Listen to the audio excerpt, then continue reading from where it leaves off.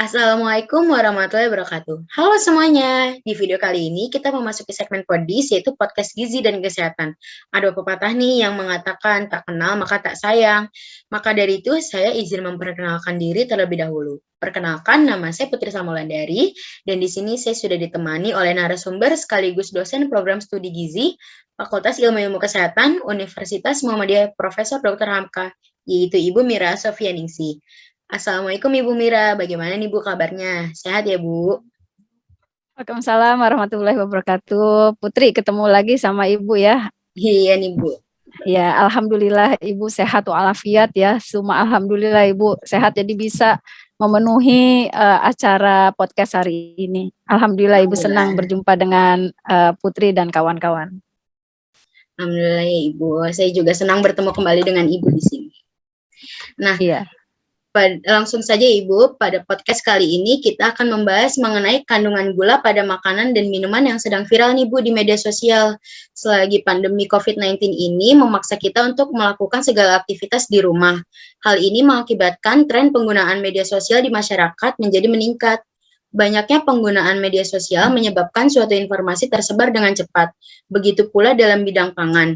Belakangan ini, Krafel dan brown sugar menjadi salah satu minuman dan makanan yang terkenal di media sosial karena rasanya yang manis. Nah, mungkin ada nih yang belum tahu apa itu Krafel dan brown sugar. Langsung saja yuk kita tanyakan kepada narasumber kita. Untuk pertanyaan pertama, apa itu Krafel dan brown sugar menurut Ibu Mira Sofianingsih? Iya, Putri, kalau dari namanya ya, Krofel itu sebenarnya paduan dari croissant dan waffle. Jadi ini sebenarnya makanan ya, camilan yang berbahan dasar adonan croissant. Jadi Anda kan tahu ya croissant itu yang berbentuk bulan sabit itu. Nah, itu nanti dimasak dengan alat cetak waffle. Jadi croissant dan waffle, karena dia dimasaknya biasanya kalau croissant itu dimasaknya lewat oven gitu ya. Kalau ini enggak, lewat cetakan waffle. Jadi nanti dia tuh dipres, bukan dipanggang gitu. Dipres pakai alatan waffle. Jadi bukan pakai oven gitu. Nanti jadi teksturnya itu seperti waffle gitu ya. Tergantung dari cetakan waffle-nya gitu. Nah itu adalah croffle. Ini memang lagi viral nih. Memang karena unik ya. Tentu saja enak. Mungkin nanti Putri bisa memperlihatkan gambarnya nih ke teman-teman ya, kayak gitu. Jadi sekali lagi croffle itu gabungan croissant dan waffle, begitu ya. Nah, ini sebenarnya kalau kita lihat sejarahnya ya, ini penemunya Louis Lennox, ya chef asal Dublin, Irlandia ya. Nah, dia mencoba mengkreasikan dua jenis makanan ini ya, terus akhirnya dia bisa berhasil menjual croffle di tahun 2017 ya di Cafe La Petite Boulangerie milik Cousin de Franc gitu ya. Kemudian croffle ini dikembangkan ya. Jadi berbagai macam pengembangannya biasanya di toppingnya. Bisa alpukat, bisa dia pakai tomat manis, bisa pakai krim keju feta, bisa juga remukan hazelnut panggang katanya, atau kita sebut gremolata gitu. Nah, itu memang sedang viral ya. Kenapa viral? Katanya juga karena disukai oleh penyanyi Korsel ya. Ibu baca begitu sih ya. Kang Min Kyung, dia suka gitu, viral gitu. Jadi orang kan ikut-ikutan lah gitu. Nah, kemudian brown sugar ya. Brown sugar itu berarti bisa diartikan sebagai gula coklat ya. Ini kenapa coklat gitu ya? Kenapa brown? Yang kita tahu kan sugar ya, gula putih, gula pasir. Nah, ini sebenarnya kenapa brown sugar, karena dia sebenarnya gula pasir ya, tapi diproses dengan cara mencampurkan molase atau sisa-sisa tebu, tetes tebu gitu. Jadi molase kita tahu warnanya coklat ya, dicampurkan gula pasir coklat, jadi dia jadi coklat gitu. Jadi bedanya dengan gula pasir seperti itu, kristal-kristal juga, tapi dia lebih lembab ya, karena kan ditambah dengan tadi molase yang cairan kental gitu. Rasanya seperti karamel begitu ya, seperti itu. Nah, kalau untuk minuman memang sekarang lagi booming juga ya, sampai orang rela mengantri 3 jam gitu. Katanya enak dan seterusnya ya. Nah, itu biasanya brown sugar misalnya kita bisa pakai resep-resep brown sugar, katakanlah brown sugar boba milk tea misalnya gitu ya. Jadi campur dengan butiran-butiran boba yang itu juga lagi hit ya, lagi in juga gitu. Biasanya nanti dia dicampurkan dengan susu dan tambahan lagi kadang dipakai heavy cream gitu, whipping cream. Ya, itu menambah enaknya minuman ini. Ya, seperti itu kira-kira tentang croffle dan brown sugar. Oke. Untuk pertanyaan selanjutnya itu ada lagi nih Bu, yaitu berapa kandungan gula yang terdapat pada croffle dan brown sugar dalam satu porsinya? Mungkin kalau untuk porsi kan ada berbagai macam Ibu, mungkin untuk secara umum saja Ibu. Ya, secara umum ya. Kalau Ibu dapati data dari USDA ya, satu croissant yang besar itu sekitar 67 gram, dia kandungan gulanya itu 7,5 gram. Jadi kalau kita lihat ukuran-ukuran croissant itu ada yang sedang ya, ada yang mini, bahkan orang bilang mini croissant ya. Nah, kalau yang besar itu bisa sekitar 67 gram beratnya dan gulanya itu 7,5 gram. Jadi otomatis kalau croissant yang sedang berarti di bawah 7,5 gram ya, mungkin bisa 6 gram, 5 gram. Nah, itu baru croissantnya saja. Tapi biasanya croffle ini dibuat dengan cara setelah adonan croissant itu jadi dibentuk menjadi seperti bulan sabit itu. Nah, sebelum dicetak, dipres di press waffle itu, dia ditaburi gula dulu, digulingkan di gula dulu, gula pasir. Terus baru dia dicetak. Bayangkan ya, croissant saja sudah mengandung 7,5 gram gula.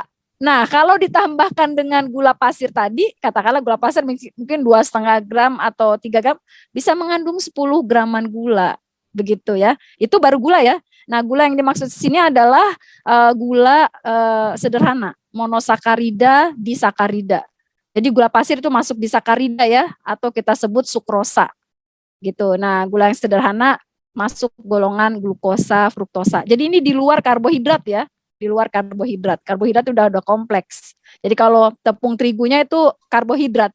Jadi itu di luar itu ya. Jadi kita fokusnya ke gula ya. Nanti ada anjuran juga oleh pemerintah kan, nanti Ibu terangkan lagi. Nah, itu ya. Nah, kalau untuk brown sugar seperti apa gitu kan kandungannya. Kalau Ibu mengintip resep-resep ya, katanya ini resep buat sekitar 2 porsi gitu.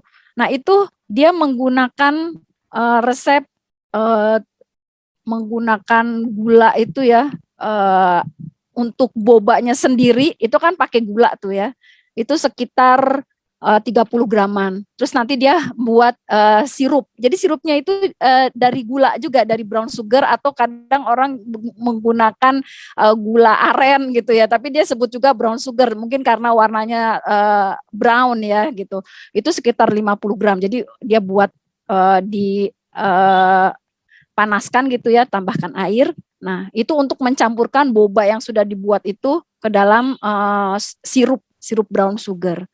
Begitu. Terus nanti dia juga akan menggunakan topping. Topping kadang menggunakan topping brown sugar. Jadi kalau dihitung-hitung, kalau dari resep itu bisa yang untuk 2 orang ya, kalau untuk 1 orang berarti 1 porsi itu Ibu hitung sekitar 65-an gram ya, atau 65 atau 70 gram gula gitu. Jadi lebih tinggi ya dibandingkan croffle gitu. Jadi lumayan lah, bisa kita bayangkan ya kalau kita sekali mengkonsumsi brown sugar, boba milk misalnya ya, dengan camilannya, makanannya itu croffle, manis dan manis. Nanti Anda bisa hitung ya. Oke, begitu Putri. Baik Ibu, terima kasih untuk pertanyaan selanjutnya, yaitu berapa anjuran konsumsi gula yang sesuai untuk memenuhi kebutuhan harian Ibu? Oke. Sebenarnya ada beberapa standar ya. Nah, kalau kita coba pakai standar kita aja ya. Ini kita punya aturan ya, Permenkes. Jadi Peraturan Menteri Kesehatan nomor 30 tahun 2013 tentang pencantuman informasi kandungan gula, garam, dan lemak serta pesan kesehatan pada pangan olahan dan pangan siap saji. Nah, itu di situ disebutkan kita punya rumus GGL ya, 415. Nah, G yang pertama itu gula ya. Nah, itu seberapa banyak gula ya, itu 10% dari total energi. Katakanlah misalnya kalau kita total energi kita kebutuhan misalnya 2000 kilokalori, berarti kalau 10% berarti 200 kilokalori. Nah, itu berarti kita diharapkan mengkonsumsinya itu yang tadi rumusnya GGL 415 berarti maksimal ya 4 sendok makan per orang per hari. Nah, kalau digramkan kira-kira 50 gram per orang per hari. Itu gula ya. Nah, di Permenkes ini yang dimaksud gula tadi yang sudah Ibu sebutkan yaitu gula monosakarida dan disakarida. Jadi termasuk gula pasir berarti. Ya, itu berarti di luar nasi nih, ya, di luar nasi. Yaitu tentang gula. Ya, kalau mungkin info sedikit G yang selanjutnya adalah natrium ya, garam ya. Nah, itu 1. Jadi 1 sendok teh per orang per hari atau 5 gram per orang per hari gitu ya. Dan L itu lemak ya, lemak 5 itu berarti konsumsinya dibatasi 5 sendok makan per orang per hari ya. Nah, kenapa dibatasi ini pemerintah, kenapa pakai aturan sih gitu ya? Karena nanti akan bisa beresiko menimbulkan PTM, penyakit tidak menular ya, seperti hipertensi, stroke, diabetes, dan serangan jantung. Begitu, jadi harus diatur ya, walaupun Anda masih muda ya, diatur ya, nanti takutnya bom waktu. Begitu ya. Nanti umur 30 udah stroke ya kan. Sementara orang-orang tua kita udah masih sehat gitu. Ya, oke. Oke, Ibu. Nah, kan tadi kita sudah mendengar untuk konsumsi gula perharinya, Ibu. Nah, selanjutnya itu dampak apa sih, Bu, yang ditimbulkan jika mengonsumsi kravel dan brown sugar secara berlebihan, Ibu? Oke, sesuatu yang berlebihan itu nggak baik. Ya, Al-Quran juga sudah menetapkan itu ya, ada aturannya ya, di Al-An'am ayat 141, Auzubillahi minasyaitonirrajim ya, Ibu bacakan yang di bagian akhir, wala tusrifu innallaha la yuhibbul musrifin, dan janganlah berlebih-lebihan, sesungguhnya Allah tidak menyukai orang yang berlebihan. Nah, kalau berlebihan berarti ada dampak tentunya yang ditimbulkan ya. Kenapa kita nggak boleh berlebihan? Karena di situ ada dampak yang merugikan. Nah, untuk kroffel dan brown sugar ya, karena ini kandungan gulanya cukup tinggi ya, jadi kalau berlebihan bisa dibayangkan ya, bisa menimbulkan efek yang tidak baik bagi kesehatan. Apa itu? Bisa meningkatkan risiko diabetes. Ya, Anda tahu kalau diabetes itu orang yang kelebihan banyak gula ya. Gula dapat menurunkan fungsi pankreas ya, dan mengurangi produksi insulin. Jadi insulin nggak sanggup lagi untuk mencerna ya, memetabolisme gula yang masuk ya, sehingga gula banyak di pembuluh darah kita gitu ya. Kalau di analisis di lab gitu tinggi gulanya. Kemudian bisa juga meningkatkan resiko penyakit jantung. Ya, ini ada studi di jurnal JAMA Internal Medicine tahun 2014 ya, bahwa kalau orang itu mengkonsumsi gula berlebihan ya, akan meningkatkan tekanan darah. Kemudian akan meningkatkan pembentukan lemak di hati, peningkatan trigliserida dan LDL ya. Kemudian kita tahu kalau yang Ibu sebutkan tadi adalah faktor utama penyakit jantung dan pembuluh darah. Gitu ya. Jadi kenapa meningkatkan resiko penyakit jantung. Ya. Kemudian yang mungkin Anda bisa kebayang gitu ya, makanya orang yang sedang diet, oh enggak, saya lagi diet, menurunin berat badan gitu, enggak mau mungkin ya makan kroffel atau saya secuil aja gitu, karena tahu kalau berlebihan gula itu meningkatkan resiko obesitas. Nah, ini sarjana-sarjana gizi, ahli-ahli ahli-ahli calon sarjana gizi nih ya, harus sudah bisa menerapkan ilmu Anda gitu ya. paling enggak untuk diri sendiri. Ibda binafsik, mulailah pada diri sendiri. Karena tahu kalau kelebihan itu bisa meningkatkan resiko obesitas, ya. Gula itu disimpan dalam bentuk lemak, ya, sehingga akan meningkatkan IMT, indeks massa tubuh, ya, sehingga terjadilah obesitas. Kemudian beberapa penelitian juga menyebutkan bahwa konsumsi gula yang berlebihan itu akan meningkatkan resiko depresi. Ya, di sini Ibu enggak menjelaskan mekanismenya, tapi dampak-dampaknya saja ya. Kemudian juga bisa mungkin gigi berlubang. Nah, makanya anak-anak tuh ya senang makan permen ya kan, bukan kroffel dan brown sugar lah, permen dia kulum-kulum, akhirnya tertidur juga gitu ya, atau makan diemut ya, makan itu kan karbohidrat, kalau diemut lama-lama kan jadi gula ya, karbohidrat ya, oleh enzim amilase di mulut ya kan, nah giginya berlubang, hitam-hitam, karies gitu ya. Kemudian juga bisa merusak kulit ya, terjadi penuaan dini karena gula itu bisa merusak kolagen dan elastin. Anda tahu kolagen itu protein kulit yang berfungsi bertanggung jawab terhadap peremajaan kulit. Kalau elastin dari namanya berarti bertanggung jawab terhadap elastisitas kulit. Begitu kira-kira, Salma. Masih banyak lagi mungkin ya, tapi ini saja ya yang kita kedepankan gitu. Baik Ibu, untuk selanjutnya pertanyaannya itu bagaimana tanggapan Ibu sendiri tentang masyarakat yang masih tetap mengonsumsi kroffel dan brown sugar secara berlebihan. Jadi masyarakat ini kan sudah tahu nih Bu dari dampak yang ditimbulkan juga jika mengonsumsi kroffel dan brown sugar. Nah, kalau tanggapan Ibu sendiri gimana untuk tentang masyarakat yang masih aja nih Bu untuk makan kroffel yang berlebihan, terus brown sugar juga secara berlebihan? Oke, baik.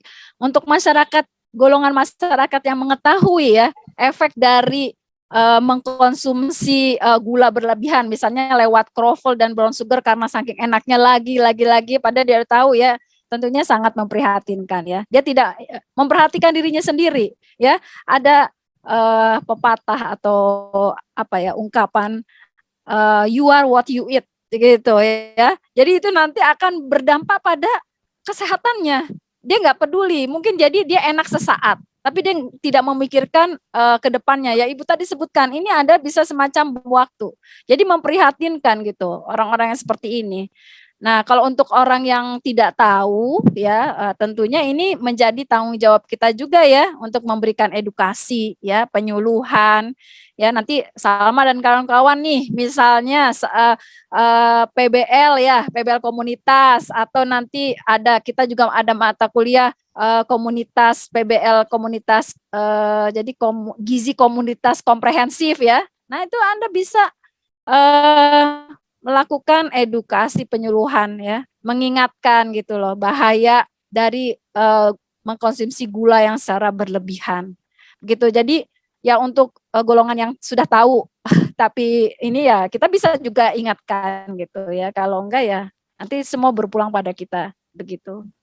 Ya. Jadi ya mudah-mudahan sih mereka sadar gitu ya bahwa apa yang dimakannya nanti akan berpulang pada dirinya sendiri untuk kesehatannya sendiri. Kan nggak enak kalau masa tua itu masa yang sakit-sakitan. Ya masa tua mestinya tetap masa yang berkarya. Tidak ada istilah pensiun gitu ya. Kita terus ya menuntut ilmu ya dari buayan sampai liang lahat. Jadi kalau sudah tua ya karena kita mengkonsumsi pangan diperhatikan ya.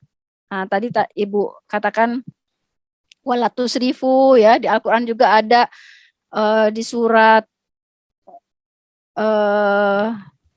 Abasa ya ayat 24, falyanzuril insanu ila to'amih ya, maka perhatikanlah wahai manusia makananmu. Nah, itu udah ada perintah. Ya kan? Udah jelas. Jadi kembali lagi gitu ke sana.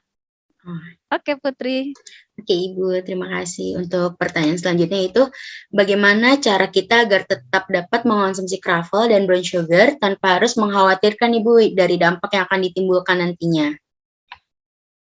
Ya, tentunya tadi ya tidak berlebihan. Ya, misalnya kita bisa mencari kroffel yang ukurannya lah, jangan ukuran besar gitu ya. Kan bisa juga, atau misalnya nggak ada ukuran besar, kecil yang menjual ukuran besar gitu. Nah, kita bisa diparo gitu ya, nggak langsung konsumsi gitu. Jadi kita atur gitu ya, kita atur. Terus kroffel itu kan kadang juga ada yang ibu lihat tuh dikasih topping krim. Ya, krim itu berarti lemak juga tuh ya. Nah, lemak kan nanti juga bisa menimbulkan resiko obesitas ya, selain gula begitu. Jadi diatur-atur lah supaya kita jangan berlebihan. Nah, untuk brown sugar juga seperti itu kan, kadang ada yang ukuran large, ada medium, ada small. Ya, kita jangan large lah gitu ya. Ya kita cukup medium. Atau kita bisa juga mungkin request gitu. Saya gulanya dikurangi ya. Kan bisa ya. Atau saya pakai toppingnya enggak sedikit saja. Nah, topping brown sugar kan kadang dipakein topping brown sugar juga gitu. Nah, kita bisa request gitu. Sesuai porsi kita, sesuai nanti supaya tidak kelebihan tadi. Ya, kayak gitu. Baik Ibu. Nah, sekarang kita ke pertanyaan terakhir nih Bu. Untuk letak titik kritis kehalalan dari kroffel dan brown sugar itu bagaimana Ibu? Baik, pertanyaan yang baik ya. Sebagai umat muslim tentunya kita harus memperhatikan kehalalan apa yang kita konsumsi ya, sama ya. Itu sudah jelas aturannya di Al-Qur'an, Al-Baqarah ayat 168, auzubillahi minasyaitonirrajim. Ya ayuhan nas, kulu mimma fil ardi halalan thayyibah wa la tattabi'u khutuwatis syaiton innahu lakum aduwwum mubin. Nah, jadi itu anjuran untuk mengkonsumsi yang halal dan yang thayyib, yang baik. Nah, yang halal ya, makanya Anda bertanya tadi kehalalannya. Yang thayyib tadi walaupun enak dan ini kalau berlebihan itu nggak thayyib bagi tubuh kita gitu. Jadi makanya tadi cocok tuh Salma bertanya boleh berlebihan ya. Karena memang perintahnya juga seperti itu. Kita harus mengkonsumsi yang halal dan yang thayyib. Oke, untuk titik kritis kehalalan kroffel ya, karena tadi Bu sebutkan bahwa kroffel itu sebenarnya adonannya adalah adonan pastry ya, puff pastry, adonan croissant ya. Jadi dia biasanya dibuat dari tepung terigu ya, terus ada susu UHT-nya ya, ada ragi rotinya ya, karena kan perlu mengembang ya. Jadi ragi roti atau baker's yeast ya. Kemudian ada butter. Dia khasnya itu membuat adonan itu ya dilapis-lapis dengan butter. Makanya nanti setelah itu masukkan ke kulkas ya. Itu kan maksudnya supaya butternya itu tidak meleleh juga gitu ya. Nanti keluarkan lagi setelah 30 menit dan seterusnya. Itu jadi membuat lapisan-lapisan laminating, sistemnya di laminating. Kemudian juga ada kadang ada yang menambahkan minyak goreng ya, menambahkan gula pasir dan misalnya toppingnya keju. Nah, sekarang kita lihat untuk tepung terigu ya. Titik kritis kehalalan kroffel berarti ada di tepung terigu. Kenapa di tepung terigu? Nah, karena ya berdasarkan keputusan Menkes nomor 962 tahun 2003 ya, bahwa tepung terigu itu harus difortifikasi dengan mineral dan vitamin. Mineralnya besi, seng ya, vitaminnya B1, B2 dan B6 atau asam folat. Nah, titik kritis kehalalannya untuk seng dan besi itu masuk ke titik tidak kritis ya karena itu mineral ya.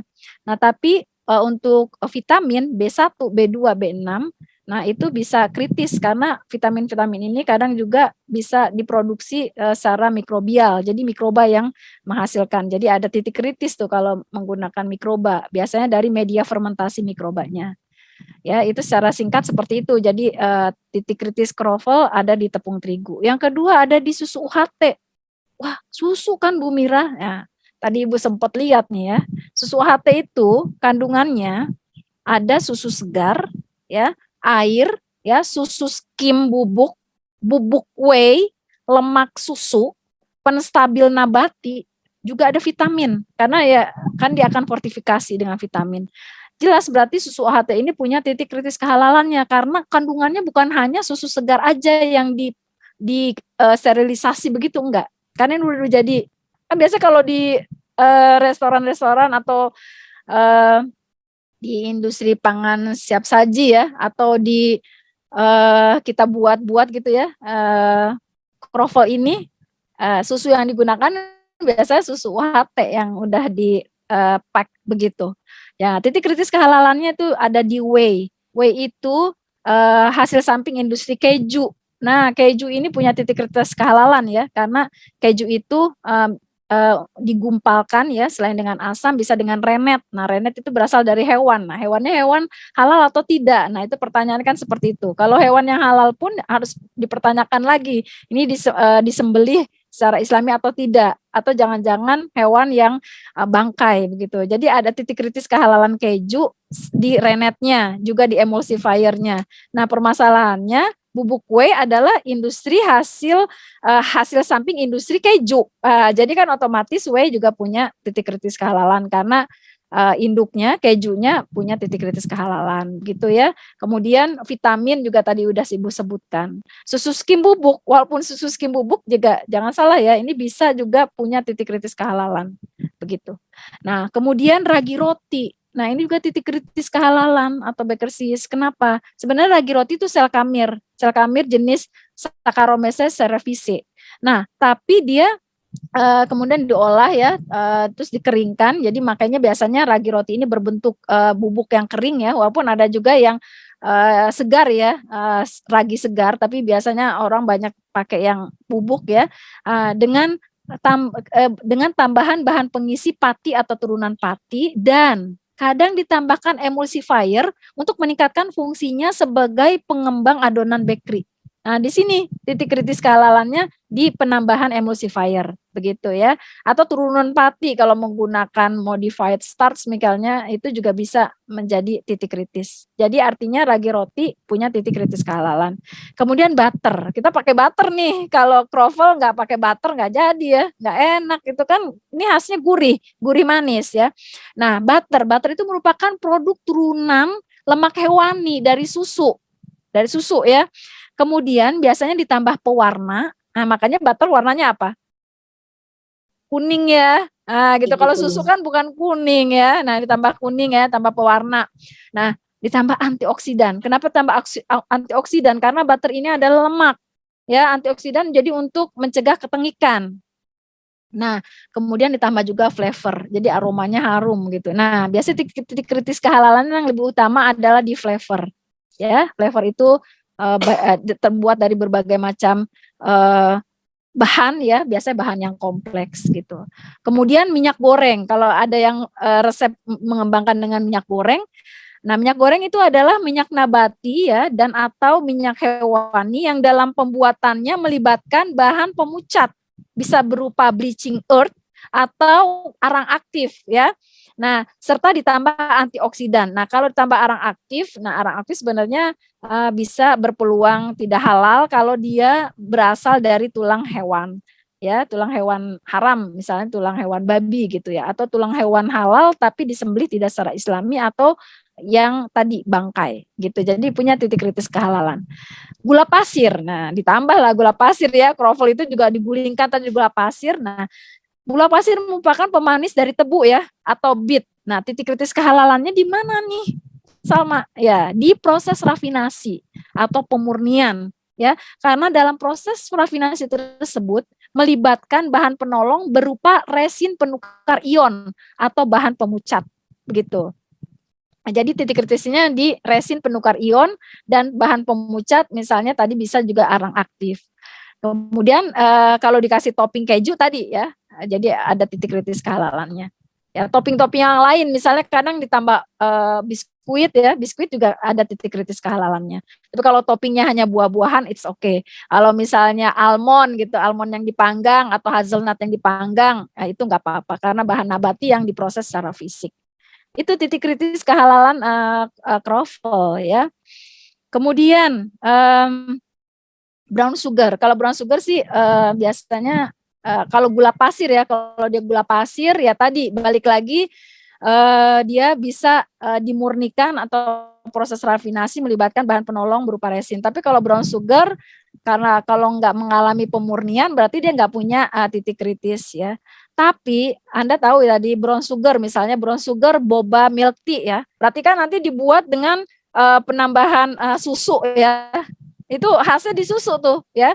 Jadi brown sugar, sirup brown sugar ya, ditambah susu, tambah boba, bobanya itu dari tapioka ya, lembut begitu ya, enak ya.